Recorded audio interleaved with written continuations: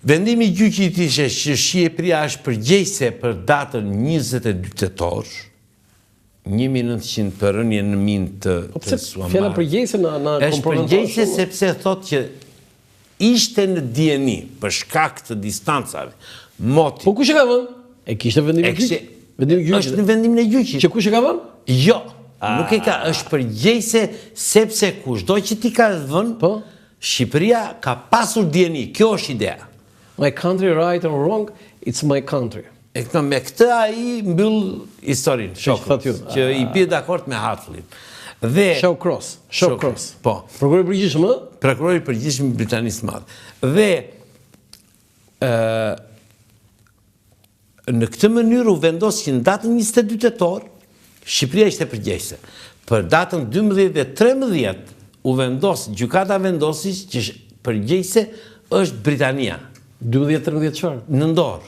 Për çminimin. Mirë, ata vajtën vetë. Vajtën vetë ata, pa pyetur njeri. Ata dërguan fonogram do hym, qeveria shqiptare i tha jo nuk do hyni se jeni brenda si thanë. I thanë. Dhe në fund kur ata u futun nuk bën asnjë veprim. U dha urdhër mos bëhet asnjë veprim. Okej, tani vendimi i gjyqit edhe këtë mos jarë, domethënë që Shqipëria përgjegjëse dhe fajtore? Guilty or not guilty?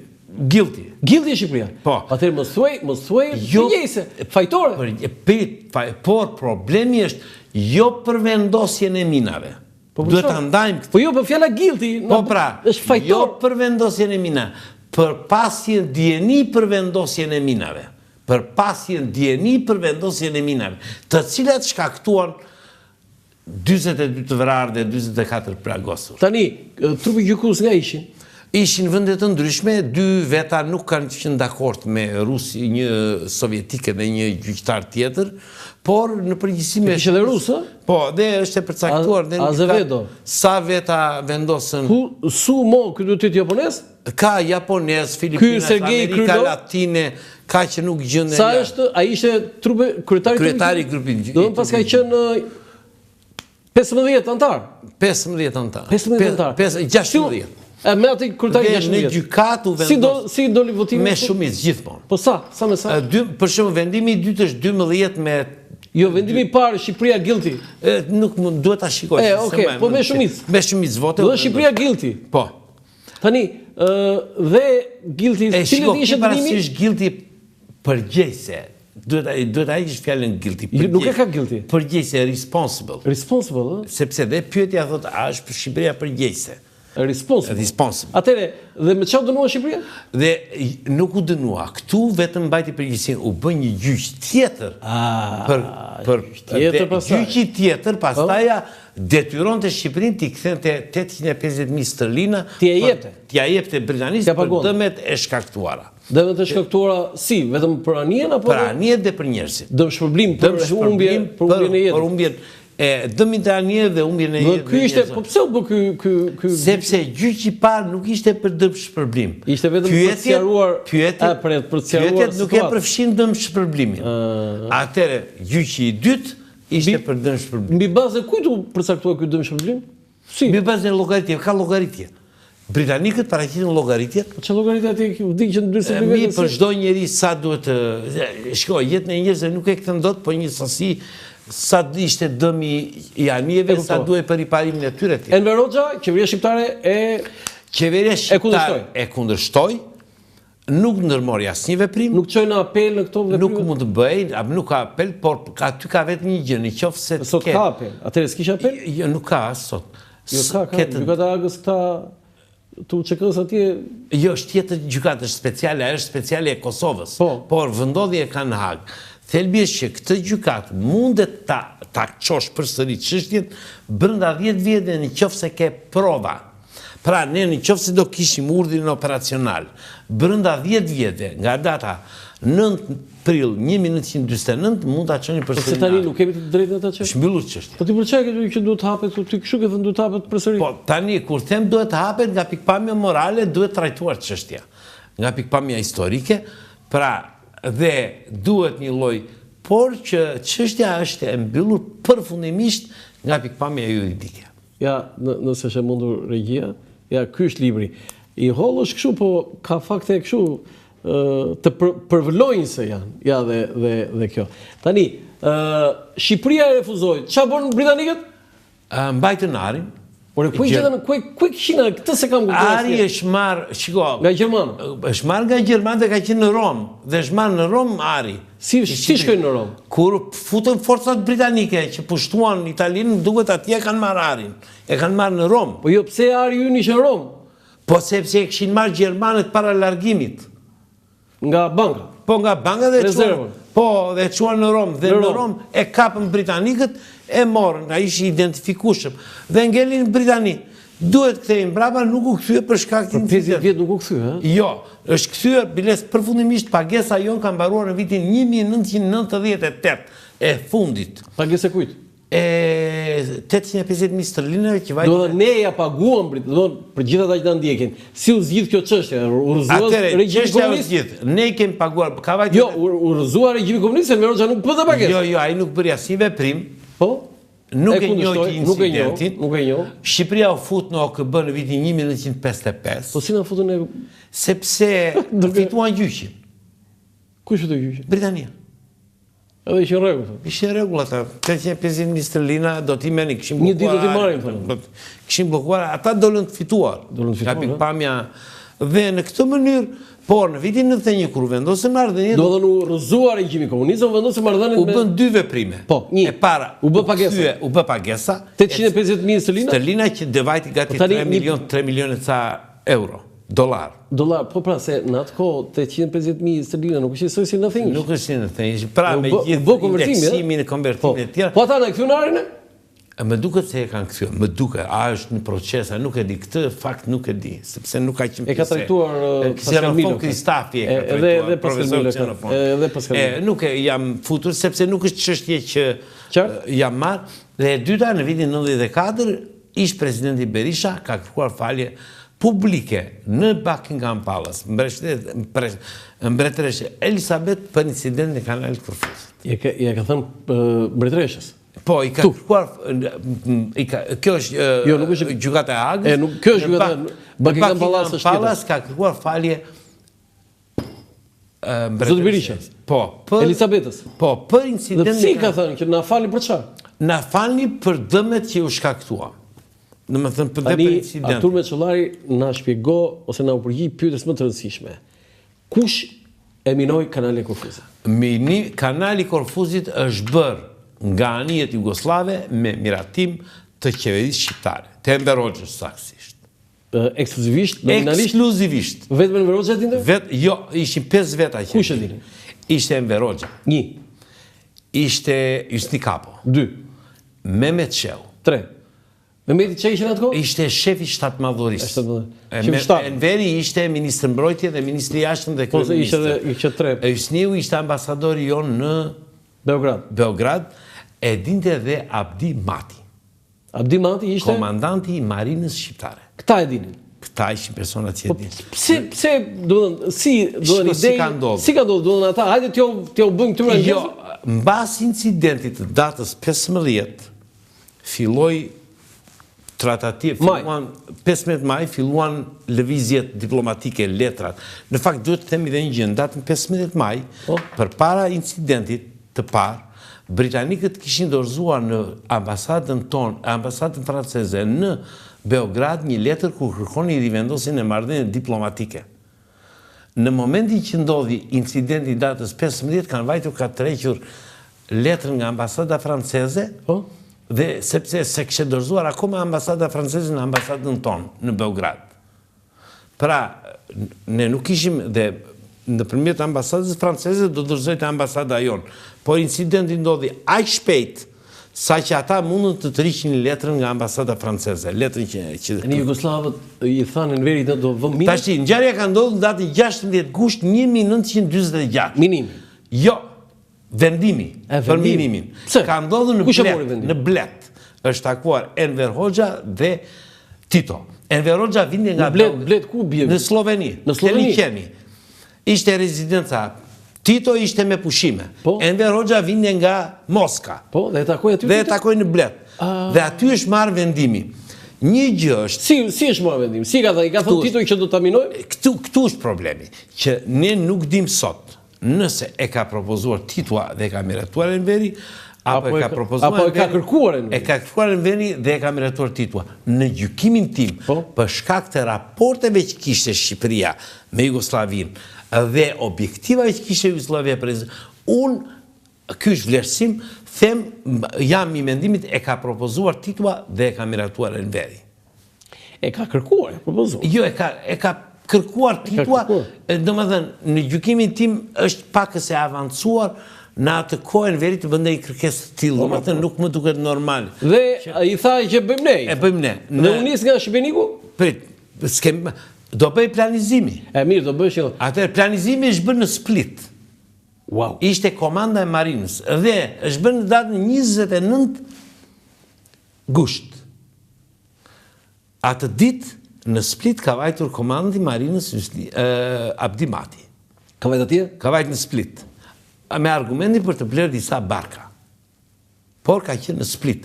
Dhe kur anije Jugoslave kanë ardhur për në Shqipëri, për para se të vinin, Jugoslavët kanë kërkuar me do mos do që Abdi Mati të ishte në anije. Të ishte në anije kur të bëj minimi. Atëherë, anijet janë nisur në datën 16 shtator dhe kanë ardhur për para Sazanit 3 anije në datën 17 mbasdite. Historia që ti tregova. Por, Abdi Mati nuk ka qenë në Sazan atë. Nuk ka qenë? Jo, sepse po të ishte Abdi Mati në Sazan, nuk dërgonte fonogram komandanti Sazan me Blan Dervishi në shtatë madhori. Qa janë këto? Qa janë këto 3 anije? Dhe erë tjerë në njoftoni. Abdi Mati ka vajtë të nesërmen, datën 18 ose natën ose të nesërmen. Dhe ka vajtur me motovedetën Mujo Ulqinaku, që do të shikojmë të Spirokotes. Po, ajo është histori tjetër. Dhe? Prit, në datën 18 në darkë nisen 3 anijet dhe në bordin e anijeve gjendet Abdi Mati dhe Mevlan Dervishi. Ja, pasaj do të komentoj. Gjendet në bordin e anijes. Nisen dhe venë Kep Qefalit. Kur veni Kep Qefalit, artilleria bregdetare shqiptare i godet me top. Kë godet me top? 3 anijet Jugoslave. Wow. Sepse që në 15 janar, 15 maj ishte edhe në urdhër, të gjitha anijet ushtarake pa paralajmërim që kalojnë ura të goditen.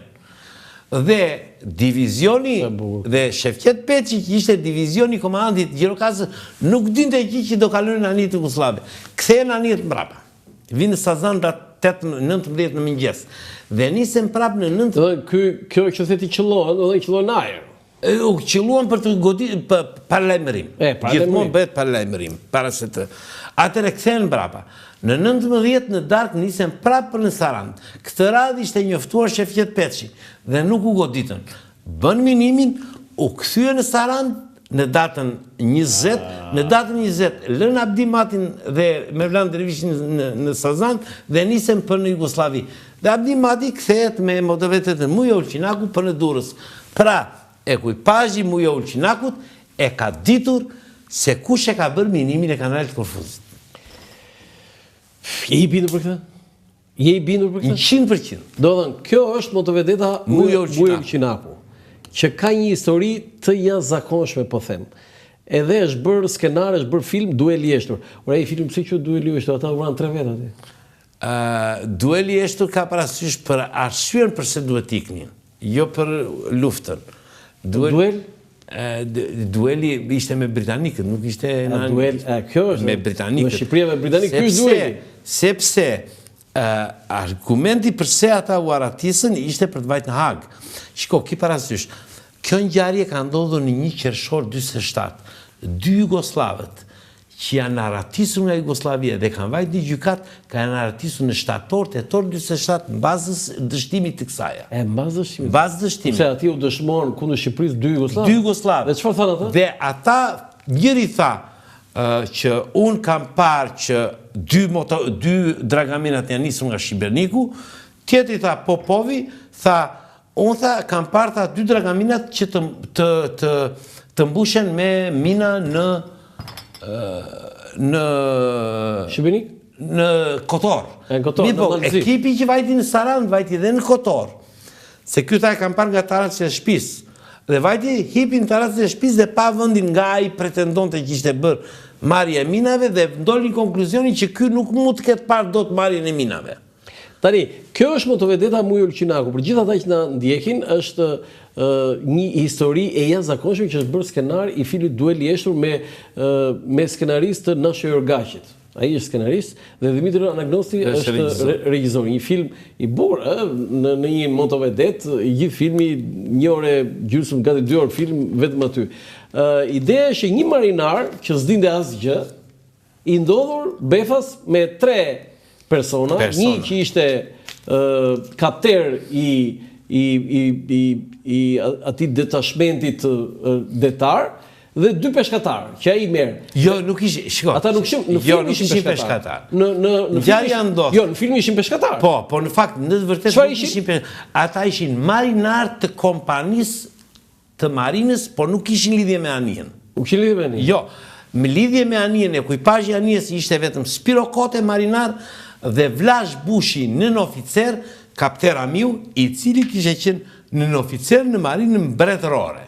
Po, dhe këta në një farë mënyrë e rrëmbyen motovedetën. Dhe personi i cili ishte kyç në dëshmi në Ag ishte Vlash Bushi. Ai e kishte parë, kishte eksperiencë çka kishte ndodhur. Spiro Kote mund të kishte qenë Sazan, apo mund të kishte qenë këtë, nuk e di, por Spiro Kote edhe të kishte qenë mund mos e dinte pse. Por Vlash Bushi ishte person me eksperiencë. Këta e rrëmbyen. Këta morën anijen. Që ai të vinte të dëshmonte në Ag. Që dhe Spiruat e rrëmbyen se s'kishin çati bënin, por të 4 të venin në Hag dhe të dëshmonin ngjarjen që kishte ndodhur në datën 19 shtator 1946. Tani, këtë Bushin e blen, shiko, që jemi ofruar. Ja do ta shpjegoj se kjo është. Shiko, un kam bindjen, kjo është bindja ime personale, që Bushi nuk është rekrutuar nga britanikët, por nga italianët. Nga italianët? Po, sepse në Shqipëri, në vitet nga viti 26 dhe në 39, komandant të marinës shqiptare dhe gjithë drejtimi marinës shqiptare ka qenë nga italianët.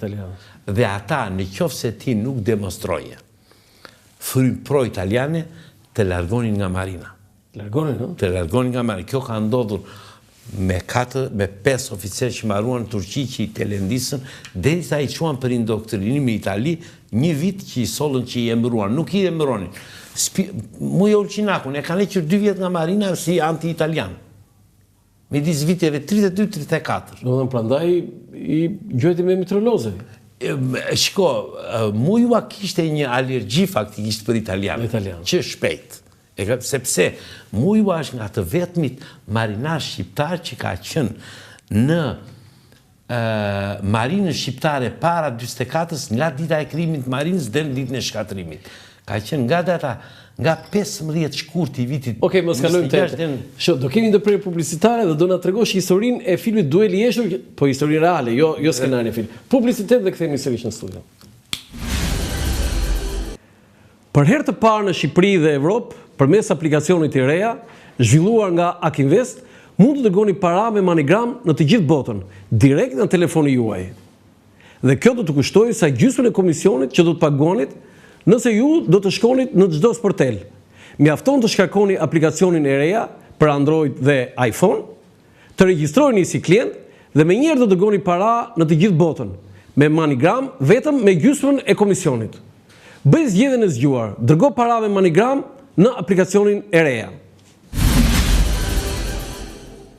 Falenderit, jemi në studio. Falenderoj edhe njëherë institucionin monetar MoneyGram Akinvest që mbështet emisionin e kaluar këtu në Dritare TV me sloganin transfero shpejt, gjithmonë më shpejt kudo dhe kudo. Tani na trego si është historia e rrëmbimit të motovedetës Mujo Ulqinaku? Se e bukur kjo dhe motovedeta me emrin Mujo Ulqinaku. Shko, motovedeta zakonisht motovedeta. Ja, kjo është. Po, motovedeta origjinale, po shumë e vogël, me gryn gjë si peshkare. Kjo në fakt ka qenë mbytur në Sarand. Si ka qenë mbytur? Ka qenë mbytur në Sarand. Edhe u nxor? U nxor nga uji, u soll në Durrës, u riparua në kantierin e Durrësit, kantieri marinës dhe në 23 prill 46 u hodh në ujë. Po? Është momenti i hedhjes në ujë. ti këte... Se sa u othu u rëmbyrë? Jo, 23 prill 26. Ngjarja ka ndodhur 1 qershor 47. Dhe në fakt kjo është foto model që ti e shikon gjithmonë për 15 gushtin që është festa e flotës, 45, po në fakt kjo është. Dhe kjo ishte anija më e mirë në atë kohë, motovedeta më e mirë që kishte flota. Çfarë do të thonë motovedet? Është më e mirë, më e shpejtë, ishte kjo, që lëvizte më kollaj. Po jo çfarë funksiona, çka motovedeta? Kjo ishte për ruajtjen e regjimit operativ, kur kishte një shkelje kufiri, kur kishte vetëm një top brenda. Kishte një mitroloz brenda. Një mitroloz, se shumë duket shumë e vogël. Një mitroloz është shumë e vogël. Por kjo përdorej se ishte më e mira në atë kohë. Dhe në datën dhe për të çuar Abdimatin, komandantin e Marinës, në Sazan u përdor kjo nga Durrësi, sepse kapiteni i portit Vlorës në atë kohë kishte marrë detyrë që të vente në Karaburun. Dhe tashti komandant ishte Anastas Qëndro, ish nën oficer i Marinës Mbretërore, krye motoris ishte Vlash Bushi dhe marinar ishte Spiro Koti. Vlash Bushi nga ishte? Nuk e di se nga ishte me origjinë. Po, duhet jetë këtej nga Durrësi, duhet jetë Vlash, nga zona... Ortodoks? Duhet jetë ortodoks, besoj. Dhe marinar të tjerë që në atë historinë time i kam dhe emrat të gjithë marinarve që kanë qenë, por një ditë kur Spiro Kote ishte roje në anije, foto tjetër, se e kemi foto? Dhe asnjë nga ekuipazhi nuk ishte, Vlash Bushi dhe 2 marinar të kompanisë Marinës që nuk ishin lidhje me anijen, hipin në anije, e rëmbejnë dhe ikin. Në fakt, kjo nuk është e shkruar, po sipas historive që ju të reguan Spiro Kote. Spiro Kote. Spiro Kote qa ishte në atë moment? Marinar. Marinar, a i krynde ushtrim? Ushtrim, bënde ushtrim. Ishe ushtar? Ushtar. Ushtar marinar? Po. Po, kaq? I shërbimit detyrushëm. Po, i shërbimit detyrushëm, po, sak. Dhe, si pas... Të tre ju i ka marrë vonë? Janë më vonë. Pastaj u vesh ushtarak, vajti në Bashkimin Sovjetik, bëri shkollë, është një nga komandante partë në ndeceve, një nga ditën e parë që kanë në ndecet në Shqipëri, një nga 4 komandantë është Spiro Kote, ka qënuar një vit, po. Pastaj vajti në Sovjet. Nga ushtar? Po. Po, dhe çfarë ndodhi? Dhe e marrin e rëmbejnë anijen, dhe ja thon Spiro, mi po, si pas... Si ku Spiro, su futë, se ishte roje? Ishte në anijaj, roja ri në anije. Roja në anije. Ri në anije. Në fakt, si pas historive që të regojnë... E ngatroj, jo, kështu, e mashtroj me komisarin, pra, do vend të nëmojnë komisar. Ajo ishte histori... E filmit? Po është reale? Se si i tha o t'ja du ikim? A i shko, ki parasysh që Vlash Bushi ishte person me autoritet. E i tha të shpejt ndizë? Ndizë, një në atë ko, një motovedet e tilë ndizë edhe si që ndodhë shpesh që do ikim këtu, do vemi deri ati, do lëvizim të kjo bankë. Ka histori, do më të nuk është në një gjë jashtëzakonshme. Si u vun lëvizje jo? Si u vun lëvizje, nuk. Por një gjë është e vërtet, që Spirua kishte fshehur armën. Po si kishte fshehur? Nuk e kishte në krah, kur bënte roje. E kishte fshehur diku. Dhe ata nuk e dinin që e kishte fshehur. Po pse? E kishte fshehur mos ta mbante në krah. Rastis që Spirua, kjo është si pas historive që qarkulloj, sepse nuk është e shkrua, që Spirua ishte roje, por armën e kishte fshehur duke bërë shërbim. Dhe ata nuk e dinin, dhe kjo është arsye që ai u gjend me armë, në më thënë që i vrau. Erdhën deri në Sazan, kanë ardhur deri para Sazan, jo para Sazan, deri në veri të Sazan. Nga Durrësi, që të binin shkurt për të vajtë në Brindisi. Kur ka nikur diçka nga Sazani, aty ka ndodhur vrasja. Pse i vrau? I vrau të tre? Shiko këtu, ki parasyshin që se në shumë... Okej, në mbas historisë, njerëzit tonë për idealet, për parti, për këtë, jo. Shiko, Spiro Kote kishte në gjallë në Tiranë. Dhe, në vëthën, imaginoj një djalë që kanë në vetëm, ishte Korçar. Korçar, ha? Shiko, duhet ta shikojmë edhe nga pikpamjet sociale historinë. O nuk dua ta ratisë. Ka pasur arsye personale që i vrau? Se kam lexuar nga këto. Jo, nuk ishte arsye personale. Shiko, ki parasysh nuk donte ta ratisë. Pak veta sot, themi ne po ikin shqiptar, pak veta ka që nuk duan t'ikin. Pra, nuk është e thënë që duhet ketë një motiv, një motiv ideologjik. Okej, regjimi i Kos e kishte për detyrë që ta ideologjizonte dhe veprimin e Spiros. Po Spirua ishte njeri në moshën 19 vjeçe. 19 vjeçe? Po 19 vjeçe. E kupton, imagjinon do ti tani. Ashtu, dhe kishte nënën në Tiranë. Po Vlashi sa ishte? Vlashi duhet ishte edhe 35-37 vjeç, ishte i madh. Dhe në këtë mënyrë vendosi që të plus detyrime, shiko, ki parasysh, mos të harrojmë, çfarë do ndodhte me familjen e Spiros nëse Spiro do ratisej? Po pa diskutim ato që kanë. Atëre këte ka menduar? Po me familjet e këtyre që ikën? Ata kishin ndarë mendjen përpara, Spiro nuk kishte ndarë mendjen.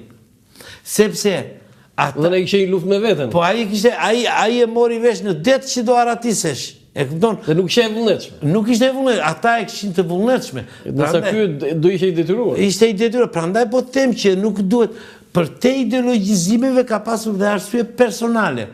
Këto ka qenë njeri ka pas një familje, ka pas persekutimin. Në momenti që ty të thonë do aratisemi, ty të vete në mendje në atë moment çfarë do t'i ndodh familjes time mbas kësaj. Ty të ka shkuar në një vend? Natyrisht më ka shkuar. Ka shkuar, e? Po natyrisht. Jo, kur them çfarë do t'i ndodh. Ti në 89 je diplomuar. Jam diplomuar. Po jo, problemi është që dhe unë kam pasur disa situata për shkak. Jo, një sekond. Ti ishe oficer marine? Po. Në 89-ën. Deri në 90-ën. Kur u diplomove? Jo për aratisje, kur ndodh në atë kohë, kur bëje një veprim, të vende mendja, shiko, po e bëra kështu, ç'a do t'i ndodh familjes? Ore, jo, po të pyes direkt unë ty. Ti ishe oficer marine, atë shkon deri në moment me një nga këto. Fare, a? Jo. Pse? Pse? Duhet jemi dhe korrekt, sepse unë jam djali vetëm. Kisha 2 prindër. Pse do aratisësh? Për çfarë arsye? Djali vetëm sa motra? Një motër kam, vetëm ishte e martuar. Përse do aratisesha unë? Për qa do aratisesha? Për qa? Për qa? Unë kisha përgjegjësi ndaj familjes. Së vajti asë një ndërmen 89. Po fare rast... Shqipëria kësherë, asë njëherë, po 89... Nuk kam asë një tentativë që të aratisem. Ore, në mendje them unë? Asë në mendje po tem. Se në mendje nuk dënojshë. Biles ka një rast në vitin 91 që mua më ka... Ishte një grup që do merte një anje, më futën dhe mua, më përfshin dhe mua në këtë histori, ata të sigurimit, kanë vajtur deri në komandë flotës, sepse në atë kohë duhet që të... Në 91-shin, në? Në 91-shin. Kanë vajtur në komandë flotës dhe ka qenë komisari flotës që atje ku është unë e përqafoj, i ka thënë, ore, ti e di, miri kështë dhe që mirë këta të tjerë ti kuptova, po me qollari do aratisë dhe kështë dhe. Po i thënë, po nga e di, po kështë, ore, ti e di që është djali vetë ma i kështë dhe. Mirë, kjo nuk është një shumë e fortë, Ki parasysh në vitin 91, ki parasysh në vitin 91 e para, unë isha në punë, nuk isha pa punë. E kupton? Nuk më mbush mendin mua kjo, po mbetemi te Spiro Kote, se në 91 ishe rrëzuar gjithçka dhe mund t'ikje edhe se çaj kohë shumë. Shiko këtu, është balans. Okej, foto tjetër që ta mbyllim të historinë e Spiro Kotës, se kam një 2-3 foto. Dhe Spiro Kote, mbasi vrau e mori anjen e ktheu mbrapa, por nuk e komandonte dot. Dhe bënte xhiro brenda portit Durrësit, i ktheu pak timonin dhe vinte vërdall anjen në portin e Durrësit. Se nuk e ankoronte dot? Nuk e ankoronte. Është hedhur komandanti i anjes Anastas Qëndro, këto janë të shkruar, është hedhur në det. Ka vajtur në anje, që e ka akostuar anjen. Spiron e kanë bajtur 2-3 ditë, e kanë bajtur në... 5 ditë, jo? 5 ditë. Se kam shkruar te libri 100 vrasje. E kanë bajtur brenda. Dhe në fund pastaj e liruan... Pse marrin 5 ditë njëse, këta se kam kuptuar asnjë. Sepse ata duhet dini të vërtetë deri në fund, ky ishte sistemi. Akti patriotik i marinarit Spiro Kote u bë shembull i lartë heroizmit dhe atletdashurie për gjithë popullin dhe rinin shqiptare. E di çfarë më ka bërë përshtypje se kjo është nga ato që botoheshin atë kohë. S'ka asnjë fjalë parti. Shiko, ki parasysh një gjë. Kjo është propagandë. Jo. Pse? Ska parti. Spiro Kote, shiko këtu, Spiro Kote, në atë periudhë të garantojnë që nuk e kishte ident që ishte gjyq i Agës dhe çan ndodhte në gjyq. 19 vjeç ai nga Korça ushtarat. Ase kishte ident. Fare. Pra, që do të thotë që akti i tij nuk u bë për gjyqin e Agës por akti i tij çoi në mos paraqitjen e dëshmitarëve në gjyqin e Agës. Pra, Nuk është se ai e bëri me ndërgjegje që dëshmitarët mos vënë gjyq në agës. Foto tjetër? Gjithsesi është akt heroik. Pavarësisht se çfarë. Dhe është hero kombëtar, jo heroi popullit. Është hero kombëtar. Hero kombëtar vetëm se në bëu kemi. Kështu e ka titullin. Hero kombëtar. Po, ti më ke dërguar këtë foto, kjo i jetë. Kjo e kaluam, kjo është një foto e bërë një kohë tjetër, po që këta në ceremonia e në Beograd e Enverit me po, kjo është bërë një kohë foto tjetër, se unë nuk e di që ishte takuar në 16 gusht. E di çfarë është kjo? Këtë e kam unë këtë, nuk e ke. Po. E di çfarë është kjo? Po. Vendimi i qeverisë Vërlaci që Sarandët marrë emrin Portoeda. Po, në 31 maj 39. Jo. Në 40-ën? 6 mars 6 mars 1940. Okej, sepse ishte mbas vizitës së Eda Mussolini. Edhe të Kondiçan. Edhe të Kondiçan. Po, dhe ai ishte vajti në Sarandë. Kur vajti në Sarandë. Asaj pëlqeu aq shumë. Sa Vëllasi thaj, vëmë emrin tek sajnë edhe siç bëj shqiptar, tipik edhe sot, do një servilizëm kështu. Edhe vëmë Portoeda. Pa kontribute, pa gjë. Po jo, pse i pëlqeu asaj më. Foto tjetër? Dhe në dokumentet britanike dhe në 46-ën figuron dhe me emrin Portoeda. Po pse Portoeda 46? Se ishte hequr emri. Ishte hequr, ndoshta nuk ishin e ka dhe Sarandë dhe Portoeda, e ka të dyja. Ka të dyja. Ja presim një çast.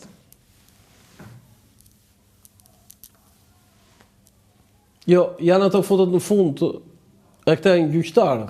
I kaluam këta, jo, i kalojmë këta. Në fund janë disa foto, ju lutem regjia, janë disa foto që lidhen me aktin e Spiro Kotës edhe te filmi Dueli i Heshtur. Është edhe një poster i filmit Dueli i Heshtur. Do të fotoja duhet të jetë 31, 32, 33, 34, 35 me numër. Ka qenë gati 40 foto, ëh. Që janë ja të ndihmoj regjin, në fund jam kemi foto Spiro Kote, heroi me ushtarët. Kështu e kam shkruar unë. Shumë foto bukur, sepse aty tani do më tregosh Spiro Kote mua aty që bëri shkollën në Bashkimin Sovjetik. Për Marin. Për Marin. E çoj me urtën e Enverit? Po. Po pse? Shiko, ka shumë njerëz. Okej, dëgjon historira shumë për Spiron e këto. Shiko, Spiro Kote nuk ishte profesor doktor, ishte hero. Duhet të ndajmë ca gjëra. Bukur kjo. Nuk ishte profesor doktor. Nuk ishte akademik. Ishte hero, nuk ishte akademik. Nuk ishte akademik. Dhe heroi... Ja këtu, ky në mes, Po. Ky me... Spiro Kote, këtu është në viteve 80 dhe ca. Kjo, dhe heroi ka të tjera karakteristika nga akademiku. Ai me një akt ngelet në përjetësi. Akademiku do punë, e kupton, ai me një akt ngelet në përjetësi. Prandaj nuk ka asnjë arsye pse hero kombëtar të tjerë. Hero kombëtar një kemi ne. Jo, atëre ishte titulli, quhej hero kombëtar që më vonë u kthye heroi i popullit. Kishte një. Tani këtë e bëni kështu për treguar këtë histori. Po, për treguar histori, për të. Si vrau, 3 veta. 3 veta dhe në atë motovedet aty. Shiko, aq ishte më ata bashkë. Ata bashkë. Tek filmi ball për ball, Ania shumë. Po, fotoja tjetër që është Ania shumë e madhe. Po, pra, është Ania e madhe, ë? Po, ajo është silur kapse.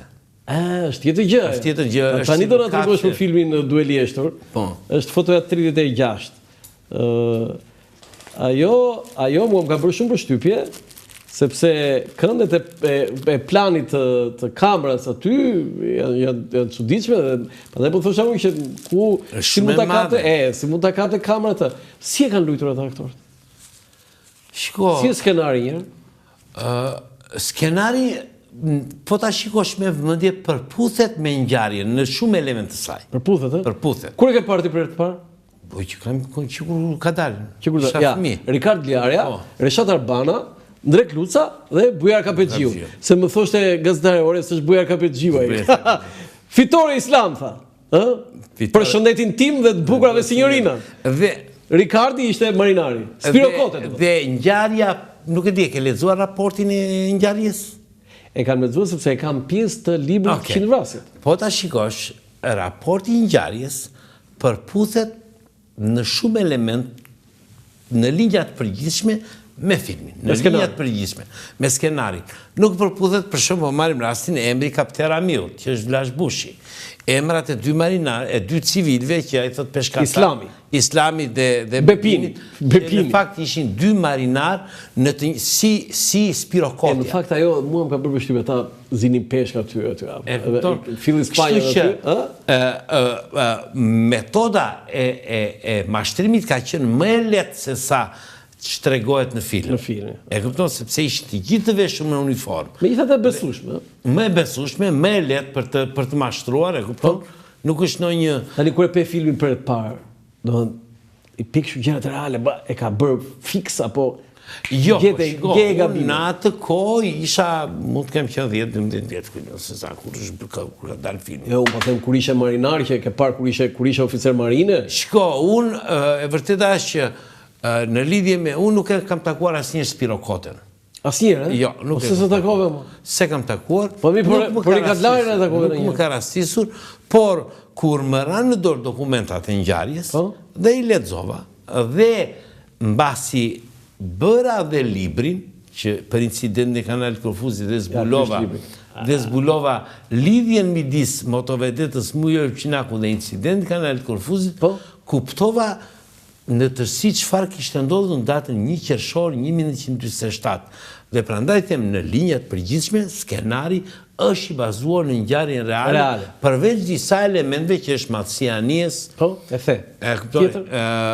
Emrat e personave. Po mirë, emrat e sigurisht, ishte artistik. Ose ngjarja, disa elemente, por në tërësinë e saj ngjarja është ajo kabina dhe ashtu funksionon, Jo, nuk janë shumë të mëdha. Është shumë e madhe ania. Në film? Në film. Jo, kabina poshtë. Pra edhe ajo shumë e madhe? Shiko, jo, ajo, motovedeta Mujo Elçinaku i kishte shumë të vogla. Vogla, Shumë vogla, ishte shumë e vogla. Po se kap te kamera atë? Sepse ajo... Se kap kamera, si do filmohet? Si do filmohet. Prandaj u bën në një anie. Ja, që se e vogla? Kjo është 15 metra anie. Po ku do filmohesh aty? Kurse ania që është bërë filmi është paktën 32 metra. Por, për interes të publikut, ania që është luajtur filmi sot gjendet në ujë në radhim. Çfarë thua? Po. Realja? Reali. E filmi? E filmi. Po pse është mbytur? Jo, ajo është mbytur qëllimisht për arsye turistike dhe gjendet në radhim. Po si për arsye turistike se më të shmende? Po, anijet, me thënë, kur dalin nga përdorimi, dhe rrezikojnë të mbyten në përbaza, dhe nuk ka lek për t'i kthyer në muze, atëre varianti më i mirë është t'i hedhësh në ujë, t'i zhytësh për në ujë, të paktën e ke atje në ujë. Po çfarë turizmi atje s'ka njëri? Jo. Se zhyten? Ua. Dhe ndikon në biodiversitete. Si biodiversitet? Objekt në New York, vend turistët, zhyten... Artur, unë kam parë Constitution në Massachusetts, në Boston. Po. Ata anijen e famshme të luftës civile. Jo, ajo është në breg, mo. Mirë, edhe ne kemi një nëndece, por nuk arritëm do të bëni një anije të marrë. Ajo është muze, po është në Bregdet dhe unë e kam vizituar. Ja do ta nxjerr kështu tani. Qartë, po nuk arritëm dot sepse që të kthesh një anije në muze të duhen lek. Po sa bukur ti, unë jam kënaqur atje, jam futur brenda dhe më dukshin ato, të gjitha ato ambientet. Ka 2-3 motovedeta të vogla që janë muze, është dhe një nëndece, por që shumë i pren, gjyqin e madh për shumë e kanë prerë. Ka? Gjyqin e madh detare kanë prerë. Po. Do të thonë, unë jam mrekulluar kur e kam parë këtë. Ka shumë. Jo, po kjo është ajo e famshme Constitution që e luftës civile në Po dhe është operacionale, është aktive. Ja, kjo është. Është ania më e vjetër. Ja, kjo është. Tu jam futur. Tu. Ja, kjo është. Dhe është muze. Në Boston. Në Boston. Jo, nuk është muze. Po jo, është muze vetë qëndrimi atje. Është operacionale, është në shërbim, është në inventar të marinës amerikane, është operacionale. Unë e kam vizituar si turist. Qartë, e kam vizituar si turist, por është ania më e vjetër operacionale në botë. Po jam kënaqur ti. Del akoma në det. Del në det kjo? Del në det, është operacionale. Në fakt, mua më dukesh, thosha, kjo më duket sikur funksionon, thosha. Del akoma në det. Sa bukur. Është operacionale, kam qenë. Jam kënaqur. Ke qenë, ke parë? Po. Dhe del akoma në det. Me ato topat që të ato... është dhe një anje tjetër, kanë dhe një anje tjetër, ata Eagle më duket e ka emri që është për rojnë bregdetare. Ajo këtë se kam parë, po Constitution. Ajo është në Connecticut.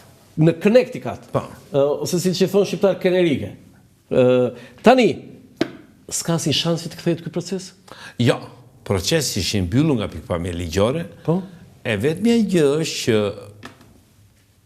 britanikët, domethënë, duhet një lloj marrëveshje me Britaninë, një lloj konsensusi që të rihapet në marrëveshje dy palë, në marrëdhënie. Që do të thënë, vendimi ose konkluzioni i gjyqit sot ne nuk mund ta quajmë saktë.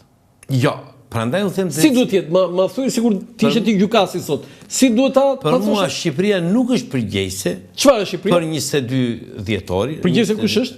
Përgjegjëse për mua është Britania, sepse ai ishte i provokuar, ishte veprim, ishte provokacion. Po, përgjegjëse është Britania, po Shqipëria? Nuk ishte përgjegjëse, pse? Ja ta them unë. Minimi është bërë në territorin e Republikës së Shqipërisë. Në ujëra tona, në bazë të konventave të Hagës të vitit 1907. Është në ujëra tona, jo në ujëra territoriale. Jo, është në ujëra tona, është në detin e Brendshëm. Po, pra në detin e Brendshëm. Ashtu. Dhe në bazë të konventave të Hagës të vitit 1907, shtetit Brexit. Se çfarë bëjmë ne me ujëra tona jo, i lejohet. Dhe ne ishim në situatë lufte me Greqin, kishte një kërcënim real nga Greqia për veprime luftarake, kishte kërcënim real, dhe por e vetmja gjë që ne shkelëm atë ditë që bëmë njëmin ishte që ne nuk bëm njoftimin ndërkombëtar. Ai që këtu ka minën. Ka zënë të minuar. Por mungesa e njoftimit që bëm neve nuk shkaktoi dëm, sepse nuk raj pa fashmi në mina, raj fashmi. Është një lloj kur ti vë korrent te gardi i shtëpisë dhe ti thua këtu ka korrent, nuk e vë për ajdutin, e vë për fëmijën që mund të hipi pa dashje. Apo i njeri që mund të hipi pa dashje, nuk e vë për ajdutin njoftimin. Dhe në rastin konkret, njoftimi nuk bëhet për atë që do shkeli... Po Jugoslavia? S'kanë si ata ishin në mbështetjen tonë. Pa ta s'kanë punë fare? Kanë nxjerrë gështenjat me duar tona ata. Shiko, okej, politikisht është tjetër gjë. Jo politikisht, po ai ka vënë. Unë po e gjykoj nga pikpamja ligjore. Nuk gjykohet juridikisht Jugoslavia? Jo. Sepse është bërë me kërkesë shqiptar. Shiko, në moment që... Po mirë, ti me kërkesën tënde, thua, ti hajde ti lani edhe të vete unë të vras njerin atje përse. Po është me kërkesën tënde. Një minut. Po ja mund fajtor. Nëse kërkesa është e lishme dhe bëhet për para... Jo, këtu, prit një sekundë. Se këtu është penale përse. Jo, s'ka penale. Ka penale këtu. Pse? Jugoslavia shkoj dhe konkretisht i minoj ajo.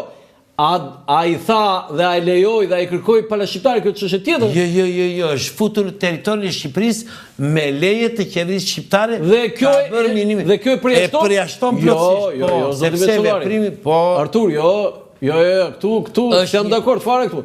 Është pa diskutim që autore është Jugoslavia dhe madhe ajo përgjithësi. Si ta shmang në Jugoslavia? Nëse shiko këtu, dhe kjo është e konfirmuar që është... Gabimi shyri, do dhe vetëm kaq ne që kemi djeni? Jo, është brenda teritorit, shiko përgjegjësinë për teritorin e Republikës Shqipërisë e ka shtetit shqiptar. Dhe anijet jugoslave nuk kanë hyrë pa leje. Nuk kanë hyrë pa leje. Dakor, po janë autorët minimit. Nuk janë autor. Në moment që anija ka hyrë në shtetin shqiptar, jenë në komandën e anijes sepse ka hyrë në teritorin tënd, e kontrollon ti situatën. I ke dhënë clearance për të hyrë në teritorin tënd. Të kryej veprime të tilla. Nëse Jugosllavi do të kryente këtë veprim, pa djenin e shtetit shqiptar, përbën shkelje drejtës ndërkombëtare. Nëse e bën me porosi, me miratin të shtetit shqiptar apo me porosi, nuk përbën shkelje. Nga pikpamja e raporteve Shqipëri... Sa vjetë shërbeve në Marin? 36 vjetë. Për çfarë krenohesh në ato 36 vjetë?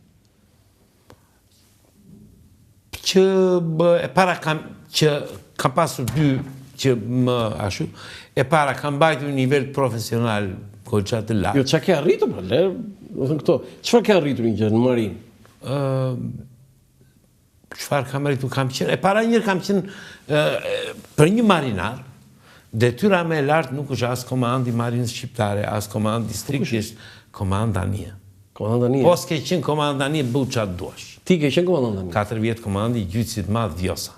Vjosa? Po. 4 vjetë? 4 vjetë. Dhe kam qenë i përfshirë në incidentin e 3 të kanalit Korfuzit. Incident? I 3. Qa viti? 16 shtator 1996. Kam incident. Me marinën Britani, me marinën greke. Greke? Po, do ta dërgojmë më mbrapa Po jo, prit frenoj njërë, ne jemi këtu të thotë ta dërgojmë më mbrapa. Po çfarë ndodhet me marinën greke? Edhe njërë data? 16 shtator 1994. 4, se 96 thashë unë para 97. Po çfarë ndodhi? Po në 94 Shqipëria dhe Greqia u vendosën në gjendje lufte. Jo në gjendje lufte. Gatishmëri numër 1, gjendje lufte. Po pse? Po për shkak të dënimit të 5 minoritarëve. 6 nga po 5 ngelen pastaj. Që një u lirua me arrest firmës nga boja arrest. Në fillim të muajit shtator, po 94. Në fillim të muajit shtator, Marina shqiptare bëri një operacion imitimi minimit të gjuhët Sarandës. Si që bën këta? Jo, kam vajtur 4 anije. Po? Ndërto isha dhe unë. Po? E minove? Nuk bëm minim, bëm imitim minimi. E imitim minimi? Sepse në fakt, presidenti Berisha do të bënde minim, por komandi flotës në atë kohë i tha, mos nuk do bëj minimi, tha, se ne njëre minuam atë në 26 dhe 30 vjetë. Berisha dha urdhë për ta minuar? Po. Në tjetër vend ku u minua në Jo, do mbyllej me vi gjuhë Sarandës, jo sipas asaj. Mbyllej vetëm gjuhë Sarandës. Që mos vinë në anijet greke? Që mos futeshin. Po pse ato donin të futeshin? Sepse kishte dyshime që mund të zbarkonin. Së një lloj si 46. Të zbarkonin anijet greke në Sarandë? Po, kështu. Ue. Po kjo të pret prapë gjë. Na po shton te Greqia domethënë. Po. Dhe 94. Po. Do të thon pas asaj që u quajt skandali i të pesëve. I të pesëve. Dhe minoritar. Po? Nuk u bë minim, u bë imitim minimi. Dhe çfarë ndodhi? 4 anijet lëvizën ne sikur natën, sikur po bënin minim, por nuk po hidhnin mina. Dhe ata të vëzhgojnë çfarë po bën ti dhe nga mënyra se si ti vepron ata kuptojnë që çfarë po bën. Dhe duket po ti jesh në Korfuz dhe ta shikosh në radar, duket një veprim sikur ti po bën minim në fakt. Në fakt nuk bëm minim, bëm imitim minimi. Bas kësaja, nga Vlora kishin vajtur në bazën e Sarandër të 25 marinar për mbrojtjen e bazës në atë kohë, dhe mbasi u qetësua situata, unë rria në Palermo me anije në atë kohë, rria në Palermo, natën veja bëja kontrolën e vijës me mina i themi neve, dhe ditën kthehesha në Palermo, rria në Palermo. Kur u qetësua situata, më japin urdhër mua për të vajtur për të marrë 25 marinarë që ishin në bazën e Sarandës. Dhe kam qëndruar në spirancë midis vendit kura në minë Suamarezi dhe bazës. Të 26. Në 26. Dhe kam qëndruar atje, rria po prisja anijen unë, që Katri i Radës, i cili ishmbyt në 97-ën, Katri i Radës. Ai në 97-ës, të vinte të mësilte marinarë. Ndërkohë që unë rria atje, gjyqi kishte të paktën 10-12 vjetë që nuk ishte vajt në Sarandë. Gjyqi im. Dhe në këtë moment hynë një anije greke. Hynë, ha? Erdi para bazës. Në ujra tona? Hyri në ujra tona, pa leje, pa gjë, unë dez motorat. Luftarake? Unë dez motorat dhe i drejtohem... Drejt për drejt? Drejt për drejt. Bashkë më bashkë. Po që të bëjti? Do me thënë, dhe i bëja thirrje në radio që të kthej, ajo nuk më dëgjonte... Ki i flisje në anglisht? Në anglisht. Në anglisht? Dhe i ktheja nuk më dëgjonte. Kur erdhi një distancë caktuar bashkë më bashkë, e ke pasur atë lojë me motor, ajo kthehet. Kthehet dhe ikën në drejtim të Korfuzit. Ajo kthehet në drejtim të Korfuzit, unë e ndjek nga mbrapa. Ajo kaloi në ujrat greke, unë kaloj në ujrat greke. U futet edhe ti në ujrat greke? U futa dhe unë në ujrat greke. Mbas kësaja ndodh një keq kuptim. Sepse kur unë u futa në ujrat greke, aty përballë kësa milit diçka më tutje, janë ca nga krau Greqisë që janë ca ishujt sepra. Grekët nxjerrin 2-4 asilurus, bazë Sarandës ndjen 2-4 asilurus në mbështetjen time dhe të anijes patrulluese. Dhe kur 4 asilurus vemi deri afër pemës së thatë në kraun e Greqisë dhe unë marr kthesën. Dhe kthehem në drejtim të veriut. Sa kishte në anije sa 40 veta. 40 veta. 40 veta. Gjithë gatishmëri, ha? Gatishmëri të tërë, me thënë, dhe në këtë moment që unë kthehem, më kapin 4 misilurus, më vinë aty. Dhe anija greke kthehet, po kthehet nga ujrat e saja. Në moment që 4 misilurus po i afroheshin anijes greke patrulluese, njëri nga 4 misilurus bën një manovër për të shmangur shkëmbin sepra. Mua më duk si kur do dilte në qitje me silur, jap urdhër të mbushen topat. Kjo ishte fraksion sekonde, verifikuam që nuk do të bënde qitje me silur, po bëri manovër për mos të rënë në cekin, jap urdhër prap të anullohet veprimi, u qarmatosën topat. Nga aty të 3 anijet kemi ikur paralel në një vijë imagjinare, sikur ishte kufiri midis Shqipërisë dhe Greqisë, nga aty den Kepqefalit. Paralel. Të 3 anijet, kur vem Kepqefalit, ata i kënë drejtim perëndimit, unë u ktheva për në bazën e Saranit. Do të thënë ti për pak, Artur Meçollari do ishte shkaktar të shpalljes së luftës Greqi-Shqipëri. Për pak. Për pak, ha? Po çfarë thamë për këtë? Thamë bravo apo të dënuar? Jo, pastaja këtë e kështë edhën, që unë kisha hyrë në ujrat greke, e kështë edhën e të njëshi. E dha në televizion? E dha, me filmim anirë. Dhe atë ditur, vajta u ktheva në Saran, mora marinar dhe vi në darkë vonë, vi në Pashaliman. Kur vi në Pashaliman, kishte ardhur gjithë oficerët e budit Vlorës të kontrollonin, të bënin kontrol dokumentacionin. Që kisha hyrë apo s'kisha hyrë. Unë them kam hyrë. Ula me atë komandantin, ishte një burim mirë, ai komandanti i bazës, e i them unë gjë këtu, që unë kam hyrë, në ujrat greke është e verifikuar, por që ata hynë në ujrat tona, para se të hynë të kata, dhe kjo është e verifikuar. Por, gjithsesi i them unë se kuptoj pse po bëni këndë se doni të merë një masë. Doni të merë një masë? Po. E i them unë, mi po para ca ditësh kishte hyrë një avion, kishte hedhur ca letra fletushka në Saran, dhe kur ishte kthyer në Greqi, thashe theme, thoshin që ishte dekoruar. Wow. Kështu thoshin, thashe theme, dhe i them unë nuk pres të manoj dekorat nga juve pse hyra në ujrat greke. Po arsye për të më dënuar nuk keni, i them unë. Nëse, gjithsesi, si unë bërë? I njëjti komandant që kishte dhe në urdhër që mos të bëj minimi, jep urdhër, ishte në flota, jep urdhër që të mbyllet çështja. Po? Ishte komandant i flotës. Si quhet ky? Muharrem Kuçana, nga Tropoja. Duhet përshëndetur ai. Unë e përshëndeta Muharrem Kuçana, dhe sa që dalë përshëndet. Muharrem ti qenge ishte profesionist, po ti qenge oficer, po. Dhe si u mbyll këtë çështje? U mbyll kaq. Ore Berisha thirrën zyrë apo? Jo.